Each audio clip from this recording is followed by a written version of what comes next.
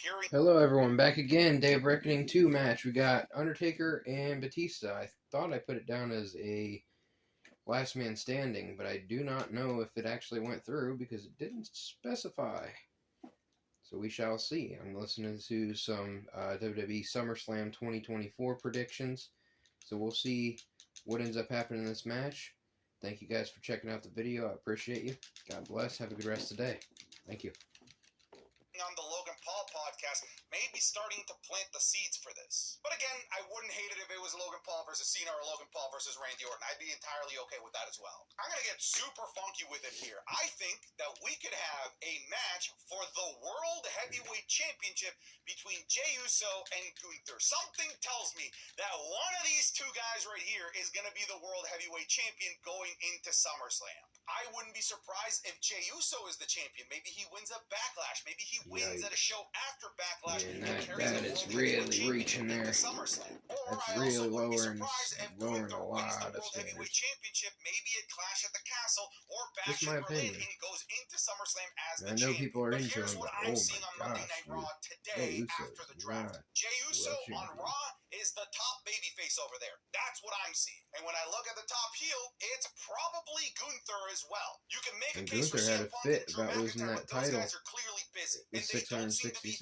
days near the title picture. Meanwhile, Triple H had to get satanic agendas in. So we're looking at the top babyface and the top heel right now that are circulating the world title picture. And I just don't see Damian Priest lasting that long as champion. I think inevitably he's going to lose it to maybe one of these two right here. But what I do feel kind of confident about is that one of these two is walking in as the champion. And if it's Jey Uso, I think you should put him against the top heel. And if it's Gunther, I think you should put him against the top babyface on Monday Night Raw. So I'm trying to use a little bit of logic, trying to use some contextual clues based on what the WWE has given us after the draft. And we know that these guys are very capable of putting on a fantastic match, as we saw for the Intercontinental Championship a few months back, where Jimmy Uso cost Jey Uso the championship again. So there's still unfinished business here. I do believe that they could put on a banger of a match. Again, there's a lot of unknowns, but if these unknowns end up going the way that we I've got a lot of text written out for future videos on podcasters, on Triple H, on AEW. Yeah, hopefully those will be coming out. I'm reviewing matches and shows. Wrestlemania, I've got two. I think I've got one match written out in detail. The multi-person ladder match.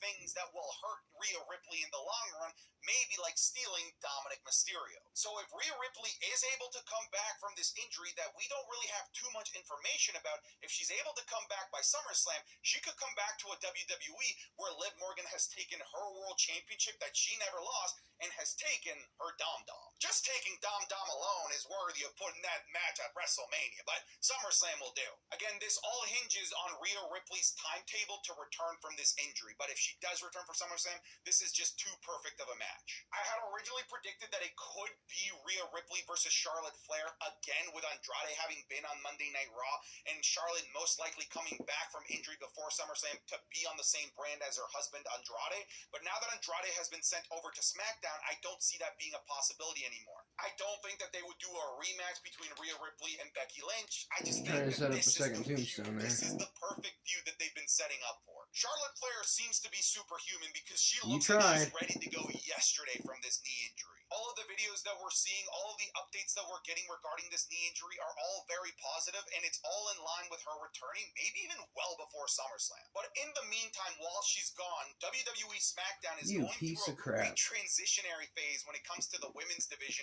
and the WWE Women's Championship. Because right now, the people circling the WWE Women's Championship are not the traditional names that you know, like Asuka, like Charlotte, or like Bianca Belair. Instead, we have Tiffany Stratton and Naomi are the ones that are circling the waters around Bayley. And I believe that at some point before SummerSlam, that Tiffany's going to have that epiphany and she's going to defeat Bayley for the WWE Women's Championship and carry the title into SummerSlam. And if you're trying Should to be. really cement the next generation of women's wrestling like you have with Rhea Ripley, who's still in her 20s, you can start to do the same thing with Tiffany Stratton by having her defeat a 4-horsewoman to win the WWE Women's Championship, and then defeat the tippity top of the 4 horsewomen in Charlotte Flair to retain it all within a matter of like 3 months. So you would really be stamping and laminating Tiffany Stratton as like the next it thing in the WWE. And if Tiffany Stratton is able to defeat Bayley for the WWE Women's Championship, and maybe at a later PLE is able to retain, and Bianca Belair and Jade Cargill are busy with the women's tag team titles, I don't see anyone else aside from a returning Charlotte that could challenge Tiffany Stratton for a match that's worthy of a major stage like SummerSlam. I have 0 narrative threads to get us here, but just hear me out, okay? For SummerSlam, I have Chatty Daddy Chad Gable going in as Intercontinental Champion, defending against the challenger Braun Breaker. It's very clear that Braun Breaker is made for big things in the WWE, and he should and win. that he's going to be winning gold, likely in his rookie year in the WWE. I don't think that he's going to be winning world titles a la Brock Lesnar, but I do see the Intercontinental Championship as a very likely possibility. And when I see the current Intercontinental Championships landscape, there's Sami Zayn, there's Bronson Reed, but then there's the biggest heel of them all right now in Chad Gable. Chad Gable could potentially go into SummerSlam as the Intercontinental Thank you guys for watching. God bless. Have a good day.